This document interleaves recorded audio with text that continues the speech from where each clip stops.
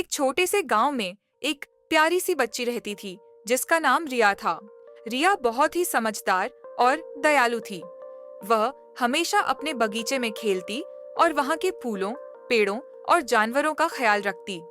रिया को पक्षियों से बहुत प्यार था और वह अक्सर उन्हें अपने बगीचे में बुलाती थी। एक दिन रिया बगीचे में खेल रही थी, तभी उसने एक छोटी सी चिड़िया को देखा जो घायल हो गई थी। चिड़िया के पंख में एक छोटा सा घाव था और वह उड़ नहीं पा रही थी।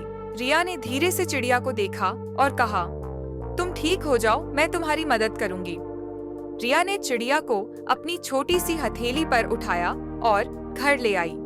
रिया ने चिड़िया को एक आरामदायक जगह पर रखा और उसके घाव को हल्के से ठीक करने के लिए उसकी देखभाल करने लगी। उसने चिड़िया को थोड़ा सा पानी दिया और उसकी छोटी सी मदद करने के बाद उसे फिर से बाहर अपने बगीचे में रखा। रिया ने चिड़िया का नाम चीनू रखा। चीनू धीरे धीरे ठीक होने लगी और रिया के पास आकर बैठने लगी। रिया और चीनू के बीच एक सुंदर दोस्ती बन गई। हर दिन रिया चीनू को दाने देती और उसकी देखभाल करती।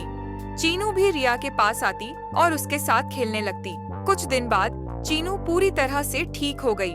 एक दिन वह रिया के पास आई और जैसे ही रिया ने कहा, अब तुम उड़ सकती हो चीनू, तो चीनू ने अपनी पंखों को फड़फड़ाया और आकाश में उड़ने लगी। रिया खुशी से ची ची करती चीनू को देख रही थी।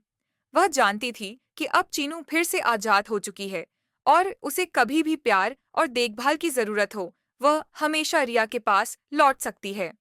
रिया ने चीनू को देखा और मुस्कुराते हुए कहा, तुम हमेशा मेरे दिल में रहोगी चीनू। और इस तरह रिया और चीनू की दोस्ती